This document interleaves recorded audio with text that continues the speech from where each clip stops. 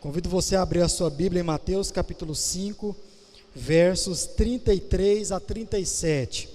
Começo esse sermão hoje, termino no próximo domingo, se Deus assim permitir, e nós vamos entender um pouco sobre os juramentos, dando sequência à nossa série de estudo expositivo no Sermão do Monte. É sobre isso que nós vamos pensar, os juramentos, um fundamento para a mentira, né? Já parou para pensar que quando você estiver jurando algo, você também pode usar isso como uma desculpa para mentira? Pastor, mas um julgamento não é exatamente, ele não mostra exatamente o contrário disso? Ele não é para mostrar o contrário da mentira?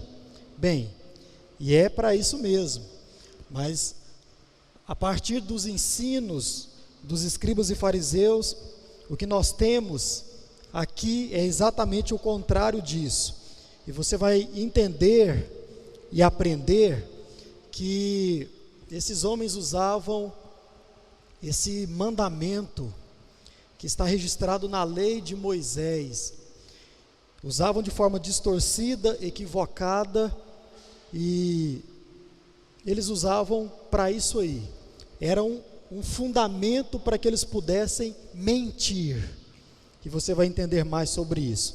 Você já abriu a sua Bíblia, amém? Diz assim: vocês também ouviram o que foi dito aos antigos, não faça juramento falso, mas cumpra rigorosamente para com o Senhor o que você jurou. Eu, porém, lhes digo, não jurem de modo nenhum, nem pelo céu, por ser o trono de Deus, nem pela terra, por ser estrado de seus pés, nem por Jerusalém, por ser a cidade do grande rei. Não jurem pela sua cabeça, porque você não pode fazer com que um só cabelo fique branco ou preto. Que a palavra de vocês seja sim, sim, não, não. O que passar disto vem da onde, irmãos? Vem do maligno, amém? Vamos orar mais uma vez. Senhor nosso Deus e nosso Pai, eis a Tua palavra lida, e nós pedimos, ó Deus, as Tuas orientações, ó Deus, a Tua iluminação, para que possamos entender mais esse mandamento, ó Deus, mais essa porção da Tua palavra, e nós oramos no nome de Jesus, amém e amém. Obrigado, irmão. Irmãos, então hoje, nós vamos começar a falar desses versos, onde está o 4 dos 6 exemplos que Jesus está dando, depois de falar algo muito importante. Jesus fala, lá em Mateus capítulo 5, verso 20, o seguinte: que se a justiça de vocês não excederem muito a dos escribas e fariseus, de modo nenhum vocês entrarão no reino de Deus. Então, é isso que nós estamos vendo.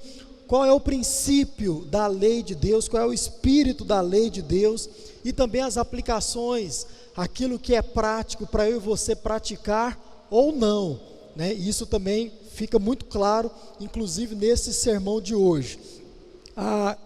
Quando você olha para esse tema aí, você que está em casa também percebeu aí na sua tela, chama muito a nossa atenção a última palavrinha ali, que é o quê?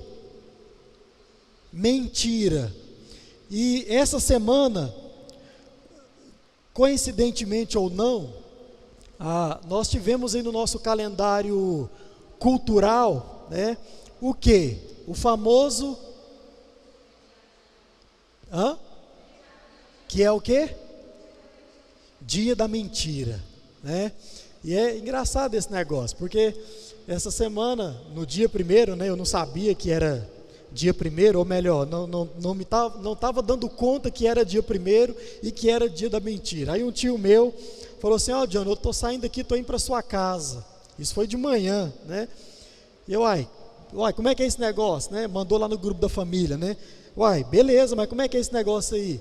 Fala para mim aí, para me organizar aqui as coisas e tal. Não, agora eu estou saindo daqui, estou chegando aí.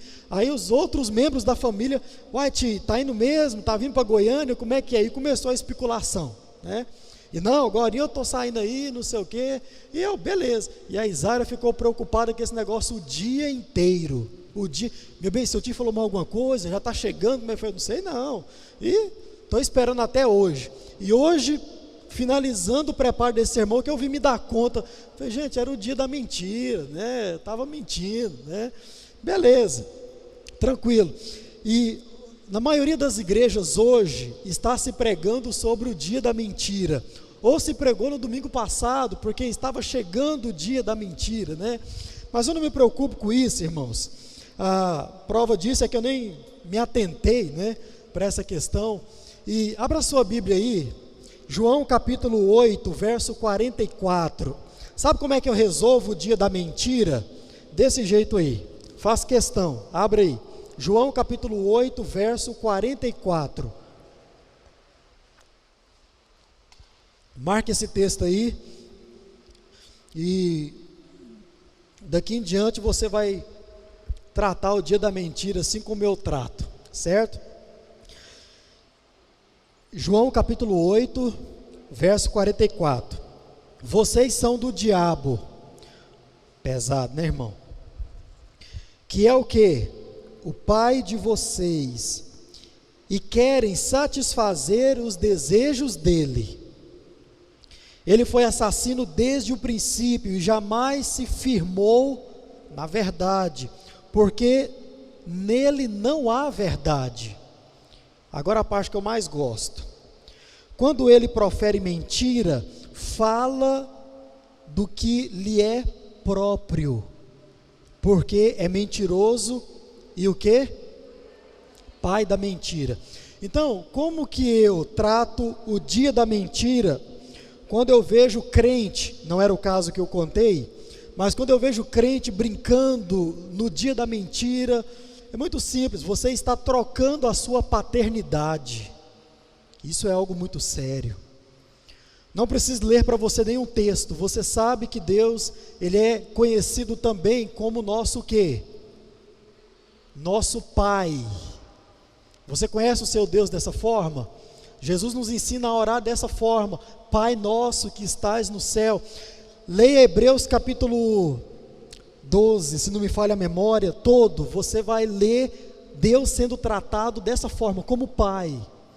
Então, quando você ousa a brincar com isso, ou até mesmo, para você que leva uma vida séria, uma vida mentirosa de forma mais séria, né? Você está tão somente trocando a sua paternidade, você está deixando a paternidade do Deus Todo-Poderoso, o Deus que João, lá na sua primeira carta, no capítulo 1, verso 20, vai dizer que é a verdade, o Filho dele é a verdade, vai dizer que o próprio Filho é o próprio Pai. Você está abandonando tudo isso e trocando a sua paternidade para quem? Para com Satanás, que é o pai da mentira. Então isso é algo muito sério, né? Você não deve brincar com isso e não deve brincar com a mentira. Agora, não foi por causa do dia da mentira que esse sermão está sendo pregado hoje. E isso, irmãos, é o que eu gosto na chamada pregação expositiva. E o que é isso? Quantos aqui já ouviram falar nesse termo? Pregação expositiva. Pregação expositiva, no seu termo oficial, original, é quando você pega um trecho maior da Bíblia, que é o nosso caso, ou um livro inteiro da Bíblia, e você então vai versículo por versículo, explicando, expondo todo esse texto a partir dos versos. Diz para você, depois que a gente terminar o Sermão do Monte, eu vou iniciar uma pregação na carta de Romanos, e você vai receber, né, se eu conseguir terminar, toda a carta de Romanos, verso por verso. Martyn Lloyd-Jones pregou a carta de Romanos, a carta só tem 16 capítulos, ele morreu no capítulo 12, não conseguiu terminar de pregar, 12 anos pregando a carta de Romanos, não conseguiu terminar porque morreu, né? Não sei se vai acontecer o mesmo comigo, tá, irmãos? Mas eu não vou ficar 12 anos pregando, tá bom? Pode ficar tranquilo. O Sermão do Monte já está terminando e assim nós vamos. Mas, irmãos, esse é a beleza da pregação. Por quê? A pregação expositiva, ela vai tratar de todos os assuntos da igreja no momento certo. Dou um testemunho para você. No segundo sermão sobre o divórcio, nós recebemos aqui um casal, e o casal, quando terminou o culto, ele me chamou e falou assim: pastor, o sermão certo para as pessoas certas. Era um sermão de divórcio, irmãos. E ele falou assim: sabe como é que nós chegamos aqui, pastor? Lá de fora, nós vimos o tema aqui na parede, e nós falamos, nós precisamos ouvir o que vai ser falado aqui hoje. E eles entraram e ouviram a palavra e disseram assim: pastor, o primeiro ponto foi para mim, e o segundo foi para minha esposa. Na ocasião nós tratamos do primeiro ponto, a santidade dentro do casamento, e o segundo ponto foi o perdão através do amor, a permanência através do perdão e do amor. Irmãos, se você deixar, a palavra de Deus, ela vai trabalhar no seu coração, ela vai tratar com você, e uma das formas é essa que eu prego, é a pregação expositiva. Tudo tem o seu tempo. A lei já dizia isso, o Antigo Testamento já dizia isso, e assim nós vamos caminhando. Pois bem, por ser a semana do dia da mentira ou não, essa é a palavra que caiu hoje, e louvado seja Deus por isso. Eu não quero crer que seja por causa do dia da mentira, não. Vamos lá então? Então nós estamos estudando o espírito da lei de Deus, através aí desses exemplos que Jesus está trazendo aí no seu sermão, que nós conhecemos como Sermão do Monte. E necessariamente nós estamos vendo três coisas com esses exemplos. Primeiro, o que significa ir além da mera letra? Você está aprendendo isso? Ou então, como a nossa justiça pode ser uma justiça que excede, que é maior, que é superior à justiça dos escribas e fariseus. Para quê?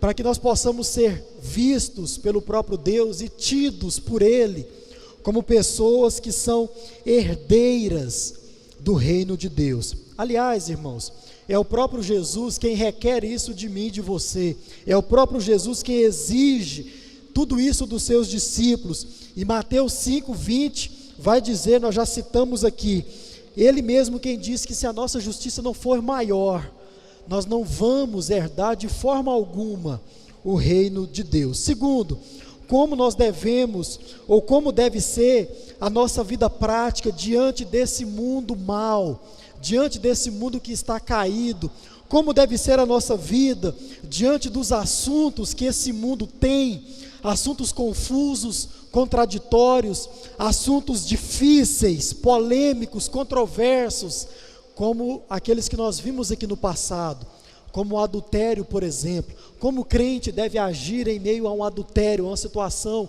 ou ao divórcio, como nós vimos aqui. E terceiro, também, Jesus ele está nos mostrando com esses exemplos,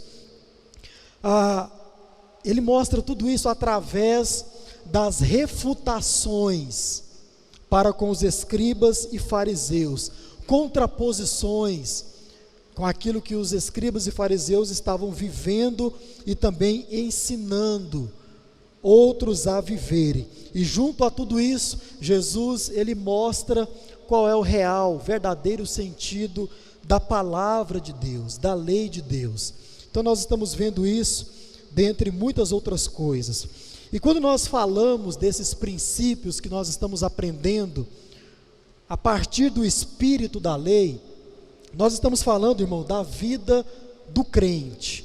Diz para você que a ideia principal do Sermão do Monte inteiro é mostrar quem é o cristão, quem é o crente verdadeiro.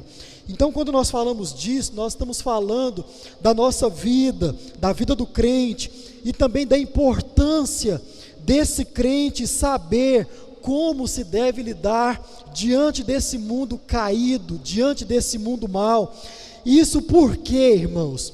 Porque nós, os crentes, nós é quem somos o modelo para esse mundo. É por isso que você precisa saber como você deve agir diante de todos os assuntos, porque você é aquela pessoa que Jesus olhou na pessoa dos discípulos em cima desse monte e disse: você é o sal dessa terra, você é a luz desse mundo. São sobre os crentes, já pregamos sobre isso aqui. Nós citamos os filósofos maiores que vieram até mesmo antes de Jesus, com ideias maravilhosas, com pensamentos muito bons, e que são usados até hoje.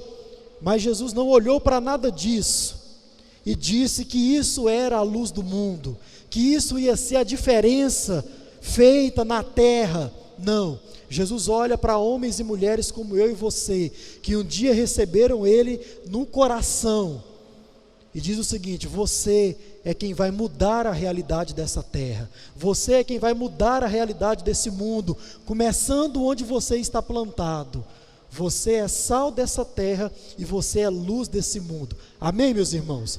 É por isso que você precisa aprender, e graças a Deus, irmãos, nós temos a palavra de Deus para nos ensinar. Amém? Louvado seja o Senhor. Então, nós precisamos aprender e entender de uma vez por todas, como eu falei aqui no início, o Evangelho de Deus, o verdadeiro Evangelho em sendo pregado, ele vai tratar, ele vai trabalhar, ele vai mexer, e ele se preocupa com todos os detalhes da vida do crente, absolutamente todos os detalhes.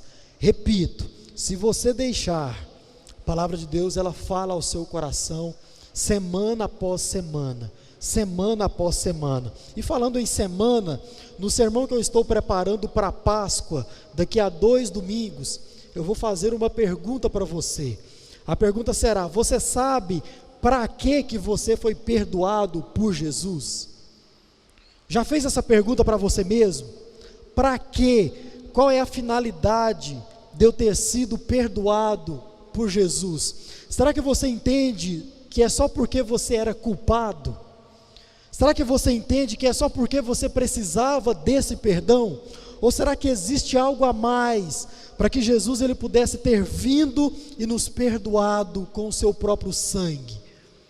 Na Páscoa nós vamos fazer essa pergunta. Então, o crente ele precisa saber como ele deve viver nesse mundo mau. E a palavra de Deus está aí para nos ensinar. Então, irmãos, ainda dentro dessa nossa estrutura de vocês ouviram o que foi dito e eu, porém, vos digo, nós vamos analisar toda essa questão do juramento, começando a partir desse exato momento, como nós estamos fazendo aí desde o início do nosso Sermão do Monte. Então, a primeira coisa e única que eu quero tratar nessa noite é o seguinte: qual era o ensinamento desses homens, dos escribas e fariseus? E no domingo que vem eu vou tratar com você qual era o ensinamento de Jesus a respeito daquilo que nós ouvimos hoje como palavra de Deus lido na Bíblia Sagrada. O ensinamento dos escribas e fariseus. Esses homens, lá no passado, eles usavam, irmãos, essa questão do juramento para ensinar duas coisas, e isso, claro, de forma errada, de forma equivocada. Eles ensinavam que o juramento poderia ser usado como um fundamento para se mentir de forma limpa, de forma tranquila, com uma boa consciência diante dos homens e também de Deus. E eles faziam isso de mais formas, mas eu vou citar só duas hoje. Primeiro, desculpa para mentir. Preste muita atenção. Assim como acontecia acerca do divórcio nos tempos de Moisés e também nos tempos de Jesus e também dos escribas e fariseus, acontecia acerca do juramento. Exatamente a mesma coisa. Nos tempos de Moisés, irmãos, e também no tempo de Jesus, o grande problema quanto a essa questão em particular, era que o povo estava fazendo juramentos à torta e à direita, como nós dizemos hoje. Ou seja, por qualquer motivo fútil, frívolo, insignificante, eles então faziam um juramento para aquele negócio. Era isso que acontecia, e eles ensinavam e também viviam exatamente dessa forma. Mas a pergunta é, como eles faziam isso? Para você entender, você precisa olhar pelo menos para alguns textos que fala no Antigo Testamento, necessariamente na lei, sobre o juramento. Vamos lá, o irmão Nilo vai colocar e você pode marcar, Êxodo capítulo 20, o verso 7, primeiro texto: não tome o nome do Senhor, seu Deus, em vão, porque o Senhor não terá por inocente o que tomar o seu nome em vão. Esse é o primeiro texto. O segundo a se considerar, Levítico capítulo 19, verso 12. Diz assim: não façam juramentos falsos pelo meu nome, ou juramento pois vocês estariam profanando o nome do seu Deus. Eu sou o Senhor. Terceiro texto, Números capítulo 30, verso 2. Quando um homem fizer um voto ao Senhor, ou juramento para obrigar-se a uma abstinência, não violará a sua palavra, mas fará segundo tudo que prometeu. Último texto, Deuteronômio capítulo 10, verso 20.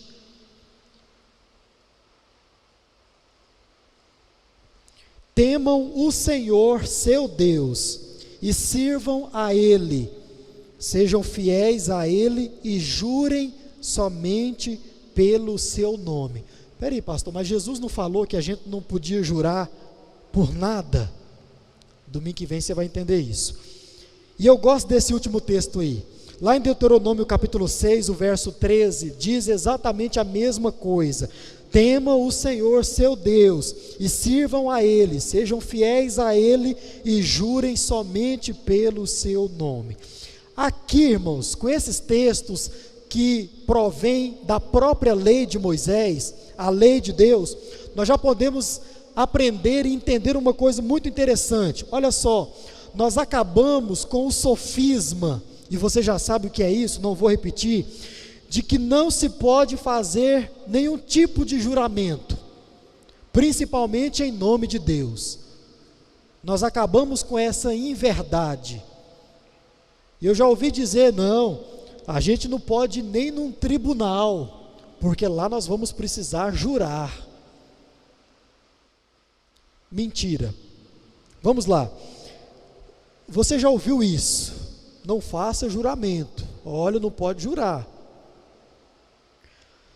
A própria lei diz que nós podemos. E você vai entender no domingo que vem que Jesus também diz isso. Aliás, a lei diz que nós só podemos fazer em nome de quem? E nós vamos entender isso de forma mais aprofundada. Aí talvez, diante disso, possa gerar uma pergunta para mim e para você.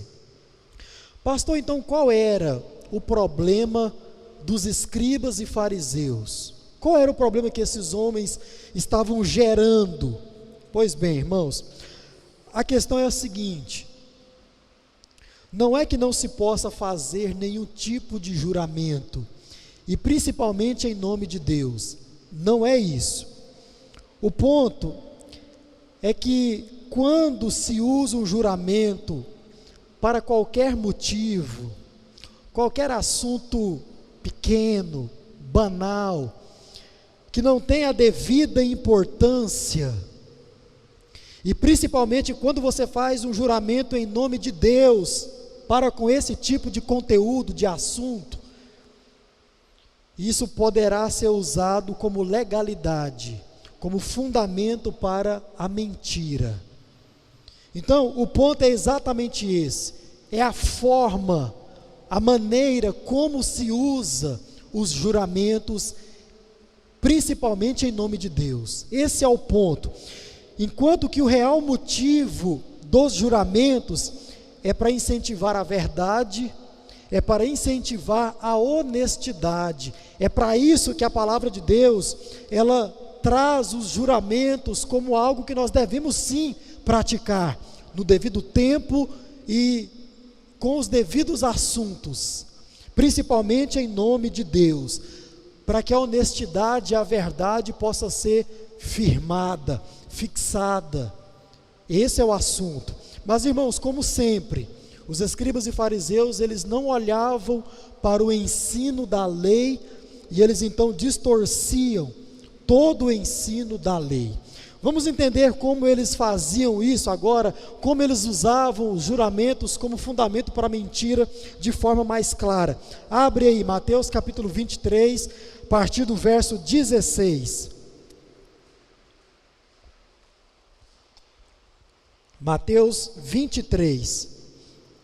Esse é um outro local onde Jesus nos ensina muito também acerca da lei de Deus, refutando também os escribas e fariseus. A palavra de Deus diz assim: ai de vocês, guias cegos. Aqui ele está falando para os escribas e fariseus, que dizem, se alguém jurar, isso aqui é os fariseus que estão falando, tá? Jesus está ditando o que eles estavam ensinando. Se alguém jurar pelo santuário, isso não tem importância, mas se alguém jurar pelo ouro do santuário, fica obrigado pelo que jurou. E eles ensinavam mais. Jesus diz: seus tolos e cegos, qual é mais importante? O ouro ou o santuário que santifica o ouro? Você deve ter em mente que Jesus aqui está tratando do Antigo Testamento e da Antiga Aliança, e na Antiga Aliança, o santuário, o templo, era santo, porque era a representação de quem? Do próprio Deus. E eles continuavam, e vocês dizem, se alguém jurar pelo altar, isso não tem importância, mas se alguém jurar pela oferta que está sobre o altar, fica obrigado pelo que jurou. Cegos, qual é mais importante, a oferta ou o altar que santifica a oferta? Portanto, quem jurar pelo altar, jura por ele e por tudo que está sobre ele. Então aqui você já está vendo Jesus falando algo diferente do que ele falou aqui no Sermão do Monte. Domingo que vem nós entenderemos isso de forma mais própria. E quem jurar pelo céu, jura pelo trono de Deus e por aquele que está sentado no trono. Acho que eu pulei um pedacinho, mas não faz falta. Então, irmãos, olha só o que Jesus estava falando, agora sim, para os escribas e fariseus. E com esse texto, onde Jesus também mostra o que eles viviam e ensinavam, nós podemos aprender como eles usavam os juramentos como base, fundamento para mentir. Os fariseus ensinavam exatamente o seguinte: olha, se você jurar somente por isso, você não está obrigado a cumprir esse juramento. E eles ensinavam isso. Até hoje, irmãos, existe um tratado judeu, ou um código civil, jurídico judeu, que é chamado de Mishnah. E o que esse código, o que está decretado nele? Muitas coisas, e principalmente sobre os juramentos, e de forma bem detalhada. E esse código diz assim: se você jurar por Jerusalém, que até hoje é tido como a cidade santa, você não está obrigado a cumprir esse juramento. Mas se você jurar em direção a Jerusalém, aí você precisa cumprir o seu juramento. Vamos lá? Eu estou aqui com o irmão Hernani, e Jerusalém fica para cá, não sei se é, mas fica para cá. E eu estou aqui, irmão, é o seguinte: eu juro por Jerusalém que amanhã eu vou lá na sua casa. eu não sou obrigado a cumprir esse juramento. Agora, se eu falar assim, irmão Hernando, eu juro por Jerusalém, que amanhã eu vou lá na sua casa. Agora sim eu estou obrigado, indiscutivelmente, de ir na casa do irmão Hernani amanhã. Indiscutivelmente. E isso é até hoje um código civil jurídico dos judeus. Aí você começa a entender isso quando você olha para a sua infância, por exemplo. Olha só que coisa interessante.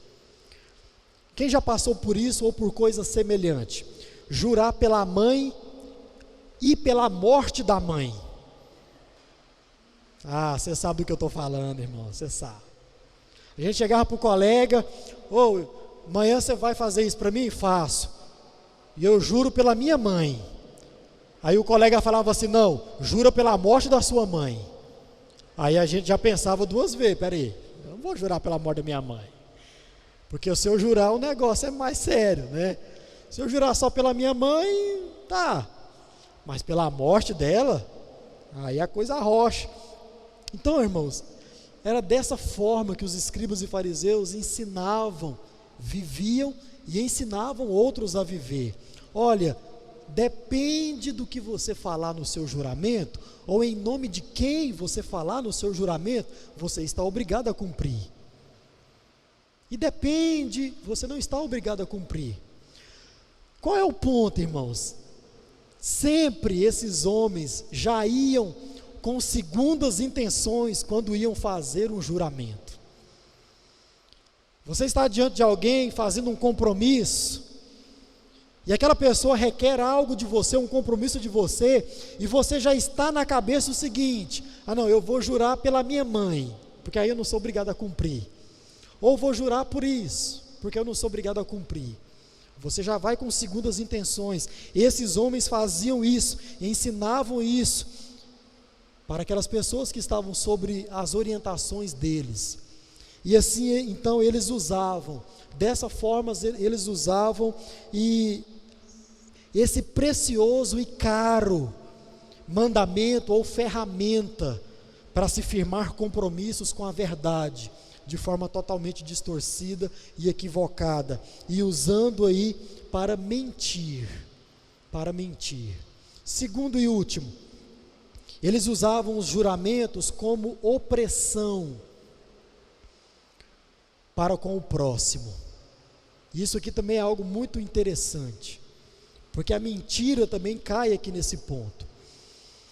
Esse era outro problema que havia nos tempos de Moisés e foi perdurando até os tempos de Jesus, até que Jesus corrige isso com a sua fala para com os seus discípulos. E como nós já mencionamos aqui, era ensinado, irmãos, que se devia fechar qualquer tipo de assunto, de compromisso, com o juramento. Isso era ensinado pelos escribas e fariseus. Não importava o pé de importância do assunto, ele devia finalizar com o juramento, como eu exemplifiquei para você. Irmão, amanhã você vai lá na minha casa? Vou. Jura? Juro. Era assim que acontecia. Agora, olha só que coisa interessante.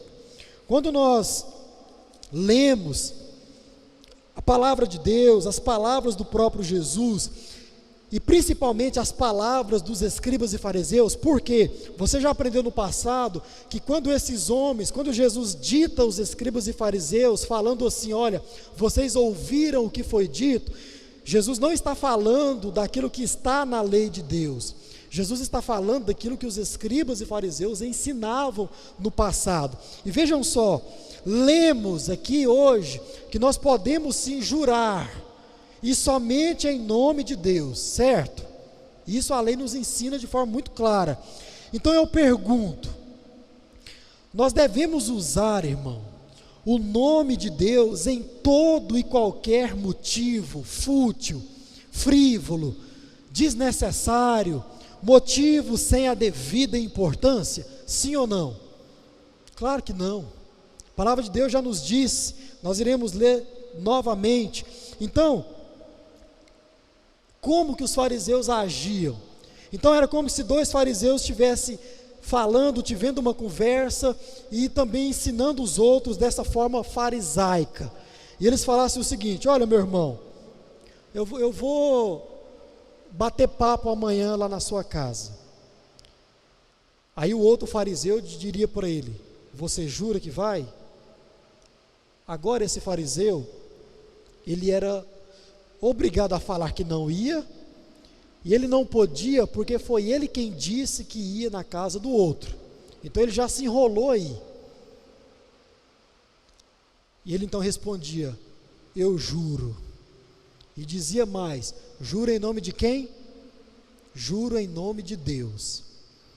Aí, irmãos, eu pergunto: o simples assunto ou compromisso que você faz nesses termos, irmão, eu vou na sua casa amanhã, é digno de um juramento em nome de Deus? De novo, não é. Assim como muitos outros que nós fazemos em nome do próprio Deus. Aí olha só o que acontecia com esses dois fariseus, principalmente com aquele que jurou. Se ele jurar em nome de Deus, ele era obrigado a cumprir. E se ele não cumpre, agora ele entra como o quê? Mentiroso. E ele era julgado por isso, e ele era condenado por ser um mentiroso. Mas o ponto não é o que ele falou necessariamente, o ponto é o pé de importância do assunto que ele desenvolveu, ou o compromisso que ele fez. Porque, irmão, se eu não for na sua casa amanhã, e eu disse que iria, só para bater papo, eu posso ir depois da manhã. De repente acontece um imprevisto, eu não posso ir amanhã, eu vou depois da manhã, ou a gente remarca esse negócio, porque o assunto ou o compromisso, ele não tem tanta importância, ou a devida importância, para que eu possa jurar em nome de Deus, e principalmente me veja na obrigação a todo custo de cumprir. Irmão, nós podemos remarcar o negócio?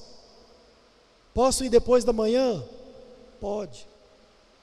Agora, irmãos, é diferente, por exemplo, daquilo que nós tratamos aqui, há 2 domingos atrás, sobre um casamento.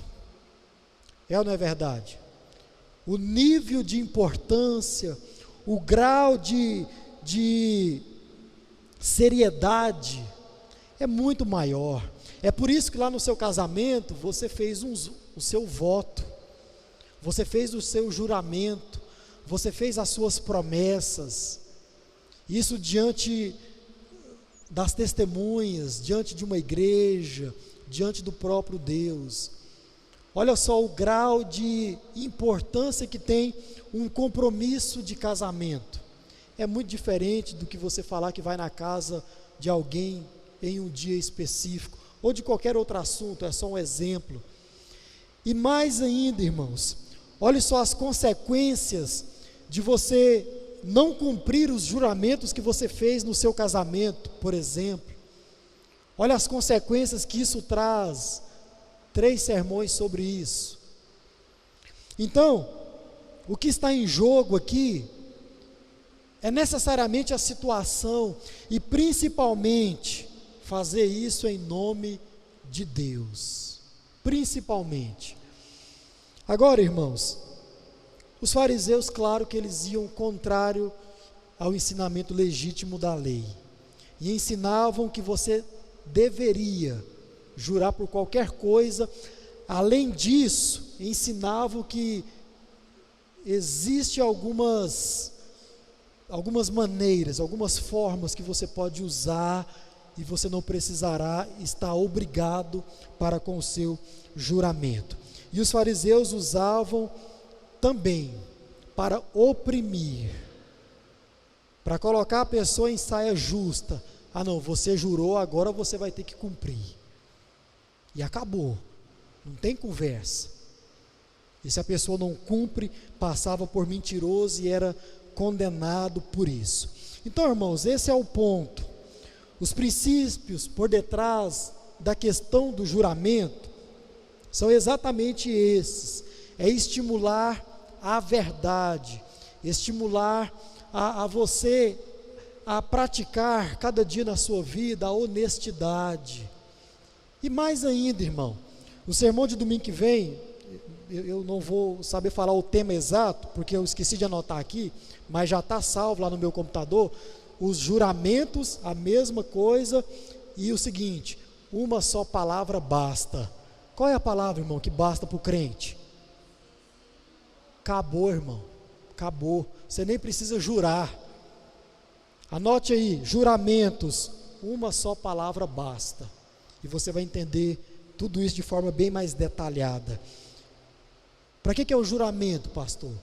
Para estipular a verdade, estimular a verdade e a honestidade, principalmente em se falando de nós, crentes. E também, ele veio, como na mesma questão do divórcio, para dar esse freio, principalmente na opressão que acabava em mentira e invocação do nome do próprio Deus em vão. Duas coisas para você praticar. Primeiro, irmão, não coloque Deus no meio dos seus rolos ou das suas conversas fiadas. Irmãos, isso aqui é muito sério, muito sério. Por isso que eu quero tratar isso de forma bem íntima. Muitas vezes nós fazemos as nossas promessas e fazemos os nossos rolinhos, sabe? E fazemos tudo isso em nome de Deus. Cuidado, irmão. Cuidado. A palavra de Deus, ela requer de nós santidade. As bem-aventuranças tratou isso de forma muito clara. Então, não coloque o Senhor no meio de tudo isso. E por quê? Porque você vai aprender domingo que vem que o que estará em jogo é o nome do próprio Deus, não o seu. O que estará em jogo é a honra do próprio Deus e não a sua. O que estará em jogo quando você fala algo em nome de Deus é o caráter do próprio Deus e não o seu. Por isso, pensemos 2, 3 e quantas vezes for preciso antes de colocar o nome de Deus nos nossos assuntos, nos nossos negócios, nas nossas promessas. Nós precisamos nos atentar a isso. Não faça isso se você não tiver certeza daquilo que você está fazendo ou prestes a fazer. Segundo, abandone a mentira no nome de Jesus. Irmão, o que tem de crente mentiroso, não aqui, mas aí para fora, irmão, o que tem de crente mentiroso não está no gibi. Irmão, pessoas que você olha, conversas que você ouve, e você que tem um pouco mais de discernimento, você fala: esse negócio não é. Então, vamos abandonar esse negócio no nome de Jesus, no nome de Jesus. As pessoas, elas enganam outras pessoas e usam, como os escribas e fariseus faziam, variadas formas e maneiras de fazer com que isso não parece ou não pareçam mentiras. E a gente usa de várias formas para dar legalidade à nossa mentira. Misericórdia, irmão, vamos abandonar esse negócio no nome de Jesus, porque, de novo, o nome que está em jogo é o de Deus. Pastor, mas eu não menti em nome de Deus. Tá, mas você não é um crente? Você não leva o nome do Deus que você serve impresso na sua vida? Abandone a mentira. Peça a Deus para te livrar disso. Vá para a palavra de Deus, que é a verdade. Peça a Deus em oração: Senhor, me livre desse negócio. Porque, como você aprendeu aqui, e isso nem estava no sermão, quando você troca a verdade pela mentira, você estará trocando o pai da verdade, ou aquele que é a verdade, pelo pai da mentira. Porque, como disse João capítulo 8, verso 44, Nele, Satanás, não há verdade. Ele não é feito disso. Ele é feito de engano, de persuasão e toda sorte maligna que eu e você nós podemos imaginar. Então, que nós tenhamos a coragem de admitir a nossa falha, o nosso pecado para Deus e pedir perdão, e como já tratamos aqui, receber o perdão desse próprio Deus, porque não há pecado que o Senhor não possa perdoar. Amém, meus irmãos? Vamos ficar em pé, vamos orar e vamos embora para casa. Senhor Deus e Pai, obrigado pela Tua palavra nessa noite, lida, exposta, explicada e aplicada às nossas vidas. Que o Senhor mesmo, ó Deus, possa constranger o nosso coração, esse coração perverso, pecaminoso, enganoso, mentiroso.